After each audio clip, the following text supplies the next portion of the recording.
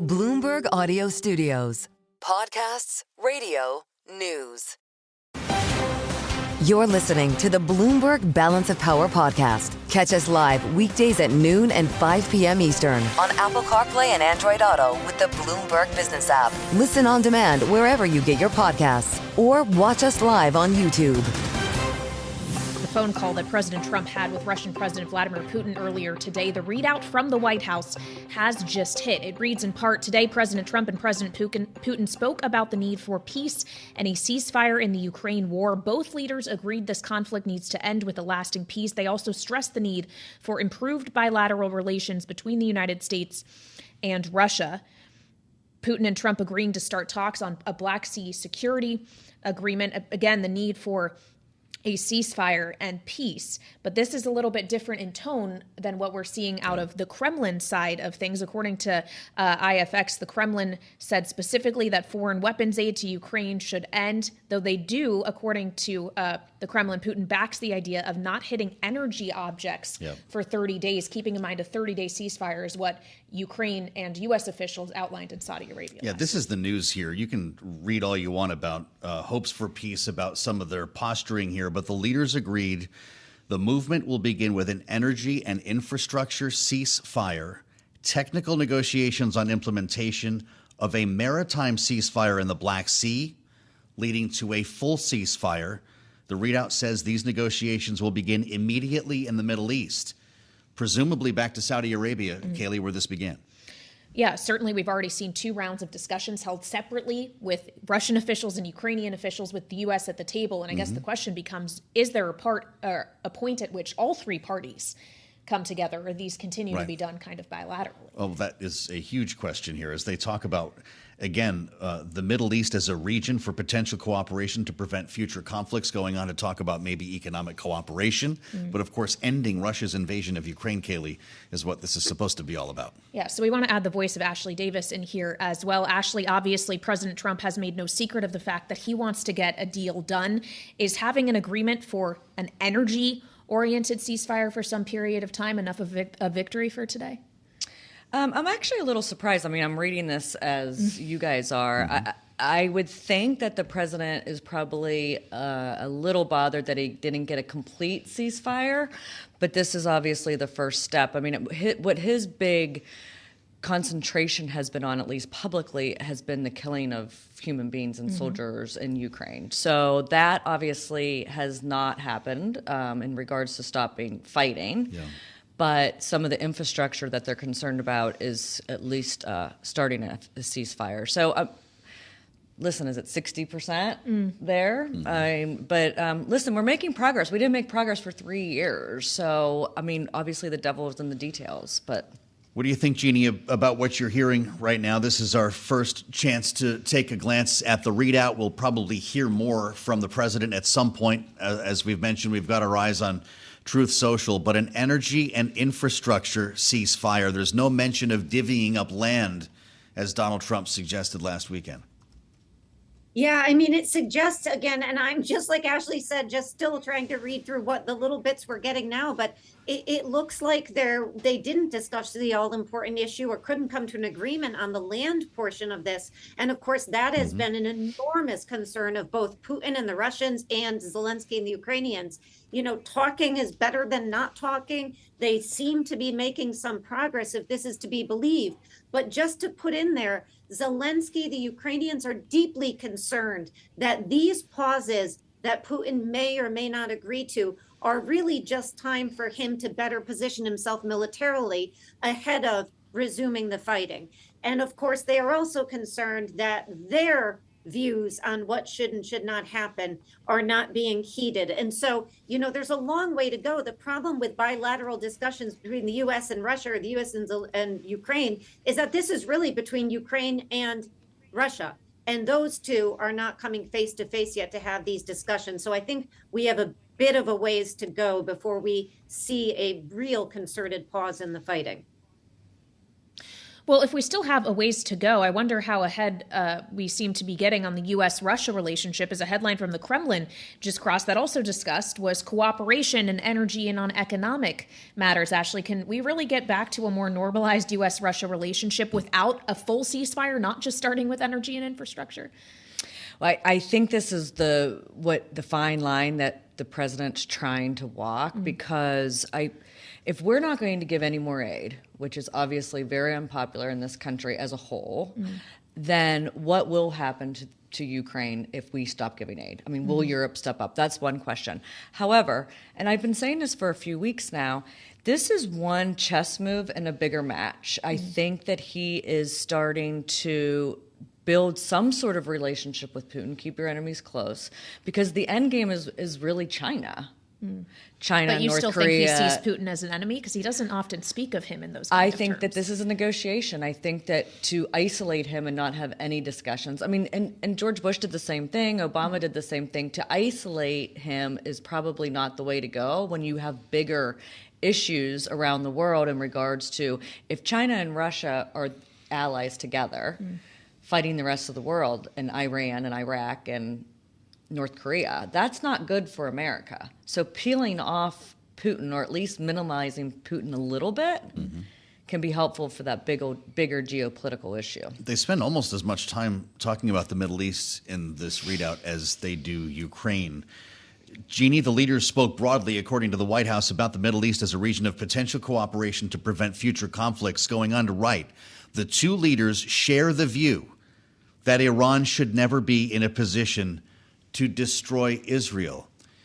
Yesterday, we spent a lot of time talking about a potential preemptive strike against Iran, some of the hot talk that we've heard from President Trump with regard to their being able to access a nuclear weapon, and essentially Tehran thumbing its nose at creating a new relationship with the U.S. What do you make of the inclusion of this line in a readout of a phone call about Ukraine? I think this was critically important for the White House. They wanted to get this in here. I mean, we saw the attacks on the Houthis over the weekend. We know that they have been trying to approach Iran about their nuclear weapons. We know Iran is without defense right now. And of course, isolating Iran and befriending Putin would be a big coup for the White House. That said, what's fascinating too is to think about the juxtaposition. Donald Trump, when it comes to Ukraine, he really wants peace at any cost. But when it comes to what's going on in the Gaza Strip, it is peace with a cost. And that is a big, big distinction. And you have to ask yourself why. I agree with Ashley. He would like to pivot to China. But so far, the administration has taken very few steps in that direction. Maybe we see that going forward. Well, and also, as Jeannie points out, the administration as a whole, we should consider the other characters in this than the president himself. Steve Witkoff, for example, has a hand in both of these theaters. He was in Moscow, but he also has been actively involved in the Middle East. That is actually technically what he was envoy for, whereas Keith Kellogg is no longer envoy for both Russia and Ukraine. It's just Ukraine only. Now, who are going to be the decisive people to watch moving forward, Ashley? I think the president, I also think the vice president will continue to play a role. I mean, his role in this international theater has been very interesting. I also think the national security advisor, the Waltz, former Congressman Waltz from Florida. So I think there's many different dynamics. Obviously, Secretary Rubio, there are going to be, but listen, I think this is something very personal to him, both the Middle East and Russia, Ukraine. I think he's going to continue to stay very, very involved. All right, Ashley Davis and Jeannie Shanzano, our political panel today as we deal with this breaking news. Again, the U.S. and Russia in this phone call between Trump and Putin deciding a ceasefire, a 30-day ceasefire will begin with energy and infrastructure, though talks on a full Ukraine ceasefire will start immediately, according to the readout.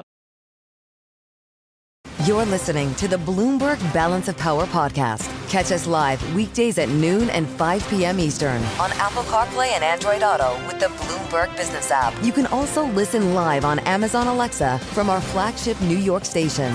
Just say, Alexa, play Bloomberg 1130.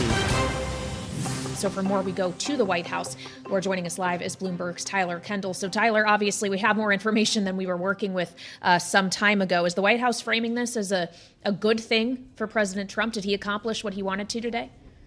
Right, Kailey, so far all we've gotten is this readout, but the White House did go into this meeting rather optimistic about the chances to come out with something tangible. Interestingly enough, as you've been discussing this statement talking about how both sides agree there needs to be a lasting peace, that already is raising questions about what that lasting peace would look like, considering we know that Vladimir Putin is against putting peacekeepers on the ground in Ukraine, something that our European allies have been pushing for, Ukraine has been pushing for, trying to get what sort of firmer security guarantees we could see from the White House. We also saw in this readout that they are stressing this renewal in bilateral relations after there really hasn't been much direct contact with Moscow in recent years. Of course, these direct talks are reversing what was a longstanding U.S. policy not to negotiate directly with Russia. I mentioned earlier this hour that I had spoken to one foreign policy expert who said that this really is going to come down to a tightrope walk act for Russia because the Kremlin does want to renew these bilateral relations with Washington as it seeks, for example, greater access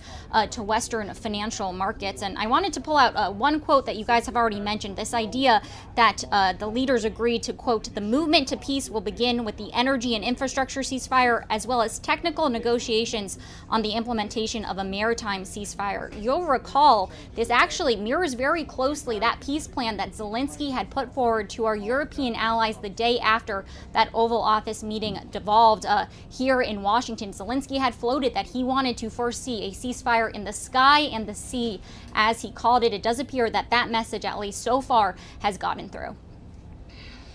Tyler, optics everything on a day like this at the White House. We haven't seen President Trump yet, and there's no indication on the guidance that we saw earlier that would happen. Are we hearing anything about a news conference, a statement from Donald Trump or any of his surrogates who might be speaking more about this? Well, we are, of course, watching closely his Truth Social platform, where he often comes out to give us his personal take on how the readout could go. Still on the schedule is that 3:30 p.m. Eastern executive order signing. As of now, it remains closed press, but we'll have to see if that perhaps opens up, as these events typically do, for President Trump to come out and make this statement. We'll be watching closely all of the senior administration officials today. Earlier, we heard, for example, from Treasury Secretary Scott Bessent, who said that on the table was the potential for the U.S. to ramp up sanctions. He said they're currently at a level 6. We could see them go up to as high as a level 10 if that's what it takes to get Russia to the negotiating table. As of now, it appears that there has been forward movement, at least according to this U.S. readout. So perhaps that is not the path forward that the U.S. is going to have to take, but we're still watching closely what other concessions, what other ideas we can get out that this pair spoke about on the phone call today. Bloomberg's Tyler Kendall live at the White House with the readout in hand following President Trump's telephone call with Vladimir Putin, more than an hour and a half long. Dan Flatley is back with us now in studio here in Washington, of course, covering national security for us at Bloomberg. Dan, last time we spoke, we didn't have any details. Now that we do, can either of these leaders claim a win? It's a good question, Joe. I think time will tell. We'll have to get some more details about what transpired behind the scenes. What we do know at this point is that there is this agreement, we can call it, on energy and electrical infrastructure for a certain period of time, an agreement to begin discussions on a maritime ceasefire, and continuing peace negotiations in the Middle East. None of this keeps neighborhoods from being bombed, though, right? Yeah, I mean, I think it's probably a win in the general sense, in the human sense, as you point out, that there will be less bombing, less killing for the foreseeable future, assuming that this holds. It doesn't address, of course, troops on the ground. It doesn't address territorial disputes. It doesn't address a number of the issues that the Ukrainians wanted to discuss, including security guarantees and things of that nature. It leaves Putin the option to continue to press on a cessation of arms and materiel to Ukraine, supplies of that material by the U.S. and other allies. So, look, it's promising, one might say, in its bold strokes, but still a lot of details and implementation that has to come with this. So, hard to say. Well, and is it safe to assume, because Ukraine already had with the U.S. agreed to a full ceasefire for 30 days, that they will be amenable to at least a ceasefire in these specific areas with which we're speaking about? Yeah, that's a great question, Kailey, and I think that's something that we're going to be doing some reporting on to understand. There is a potential scenario in which the call started, Trump or Putin presented their terms. They couldn't agree to, let's say, I don't know. I'm just sort of speculating a little bit, but one could imagine that, they may not have been able to come to terms on that 30-day ceasefire. They may have settled on something a little bit different. But again, energy and infrastructure is not a small thing. This has been a part of the Ukrainian grid network territory that has been targeted by Russia. The Ukrainians have targeted some Russian assets, energy and infrastructure assets as well. And really, this has been a war that in many respects has involved energy in a lot of different respects. The Russians make a lot of their money, if not a majority of their money, from selling energy into the West and now into India and China. The Ukrainians brokered deals over the years to allow Russian energy to transit their territory in the hopes that it would prevent a war. So we're sort of back to energy and infrastructure at this moment. And so I think that is kind of an interesting development, not one that we were expecting, although, Kailey, as you say, it does stop short of this 30-day complete cessation of hostilities that we were Beyond that, Dan, this readout from the White House says the blood and treasure that both Ukraine and Russia have been spending in this war would be better spent on the needs of their people, projecting to this idea of a full ceasefire. That wouldn't have been the case if Russia had not invaded Ukraine and continue its occupation. That doesn't seem to be reflected in any of the language coming from the White House lately. Right. Yeah, I mean, it's not a small point, Joe. If this deal had been negotiated under the previous administration, under the Biden administration, we may see a different framing of this whole discussion. Yeah.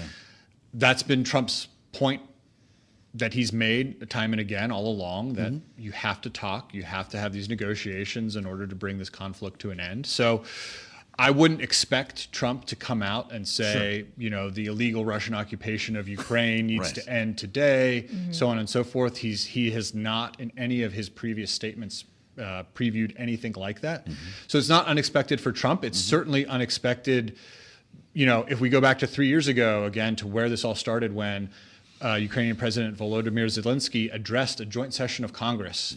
And you had members of Congress pouring out of that auditorium talking about how inspired they were by the Ukrainian resistance to the Russian occupation, talking about Zelensky as a hero, talking about the illegal occupation of Ukraine and all of that. We're in a different place now. It's in some ways 3 years is a very long time. It's a very long time in war, no matter how you cut it. But it's a very short period of time when you think about where we were three years ago and how much the rhetoric has changed. And I think that politically Trump feels that he has a mandate to bring this war to an end on whatever terms he sees fit. And, that's certainly been Vice President J.D. Vance's perspective as well. And so here we are, and we'll see how these negotiations play out in the Middle East. We'll try to learn some more details about how this call went down and what was discussed and how things may have changed. And I'm sure that there will be a lot more reporting to come about how this will be implemented and maybe some of the nuances that we don't know at this point, how those will come into play. But I think for now, if you were looking at this call and waiting for the outcome very nervously, you probably are feeling maybe a little bit better than you might have initially. But I'm sure that there will be people that aren't happy with this result for a number of reasons, and some of them good reasons too. So, obviously more to come. Well, and it's interesting that we get this news after today, seeing what we saw in Europe and Germany specifically, where the parliament has essentially okayed now a full shift away from the policy of austerity and allowing debt to be essentially not a factor when we consider defense spending. And it makes me wonder about the role Europe is going to play here. If they really have any part to play in these conversations that will be happening over 30 days and beyond, and how quickly Europe is actually able to get itself to a place in which they can provide a security backstop if we ultimately don't end up with a U.S. guarantee on that. Yeah, this is history, but, since the end of the Cold War, really since the end of the Second World War, the U.S. has been the security guarantor for Europe. So this is a huge sea change, and for Germany to be leading the charge on this is notable. I think it was the British Prime Minister Keir Starmer that spoke with Trump ahead of the call and really impressed upon Trump the need for some type of security arrangement around this deal. So we do expect the Europeans and the British to be involved in this. I think it's an open question of how involved they will be. It's going to be a different role for them than they've played, in the past. But it's certainly, I think that again, we talked about this earlier, but the White House meeting between President Zelensky and President Trump and Vice President Vance was, I think, among other things, a major wake-up call for Europe, and they have decided that they're going to have to play a bigger role in European defense.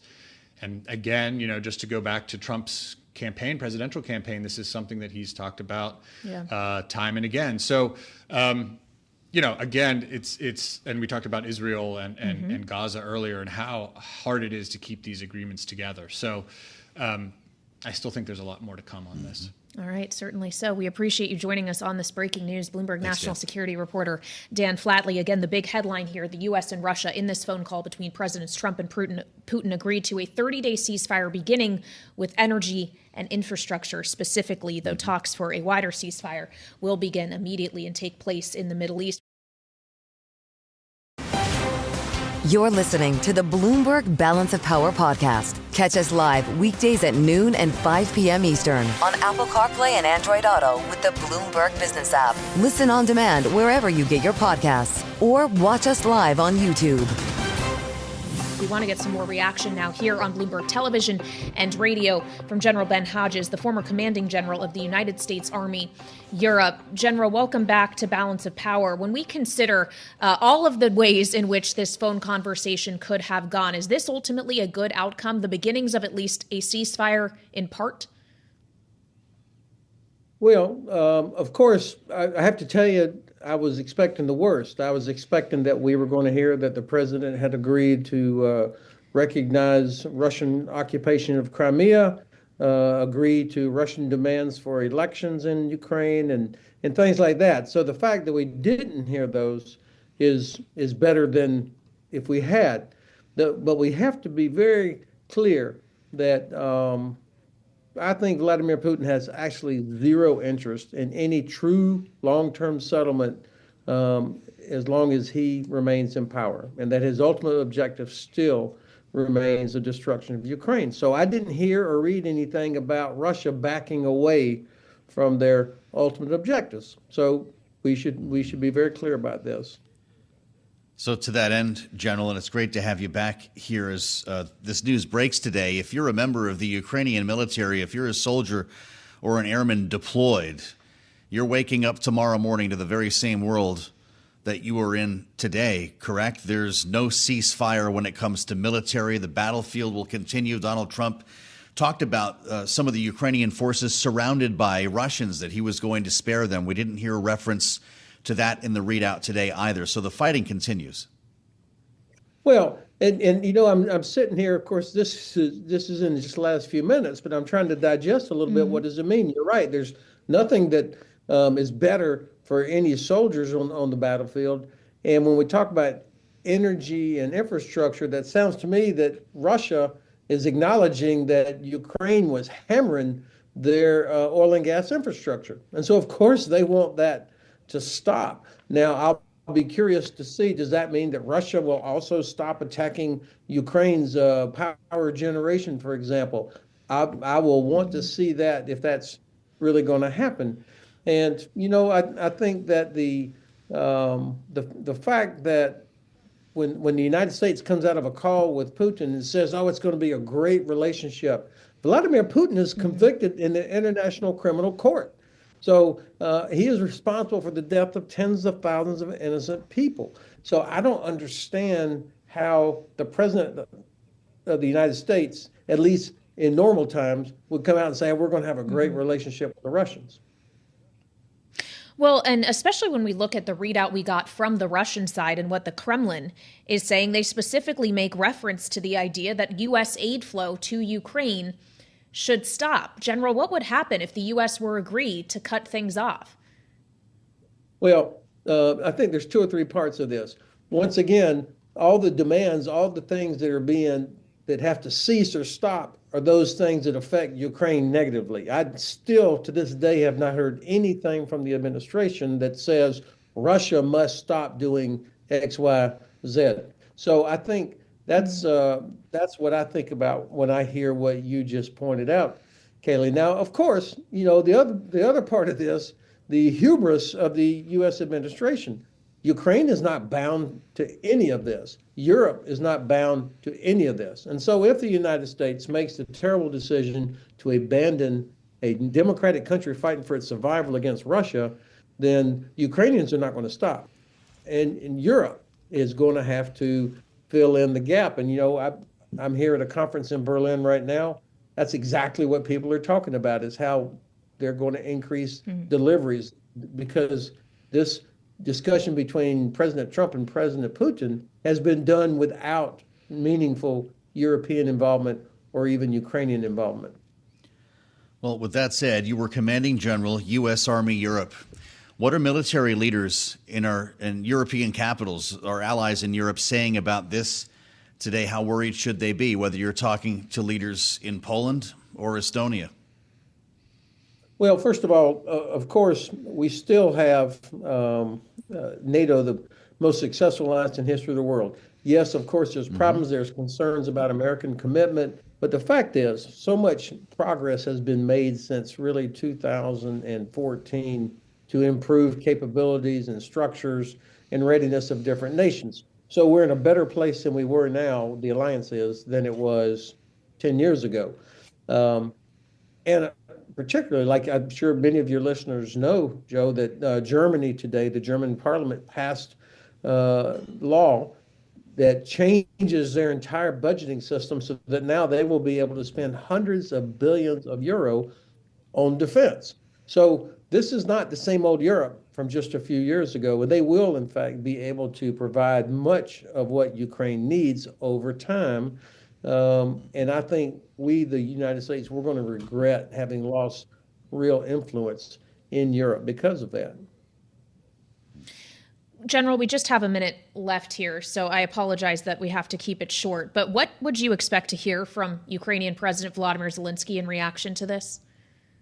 I think that President Zelensky will say nobody wants peace more than Ukraine.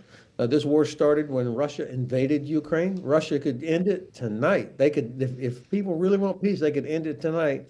That's what the Ukrainians want. But the Ukrainians also know that you cannot accept the Russian version of peace, because that means total subjugation of Ukrainian people and the destruction of the Ukrainian state. General Ben Hodges, it's great to have you back with us, sir, and appreciate your jumping on the line with us with breaking news. The call between President Trump and President Putin leading to a 30-day infrastructure and energy ceasefire. Kailey, we might still hear from the president later on today.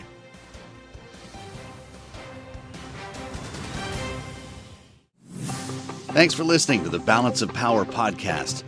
Make sure to subscribe if you haven't already at Apple, Spotify, or wherever you get your podcasts.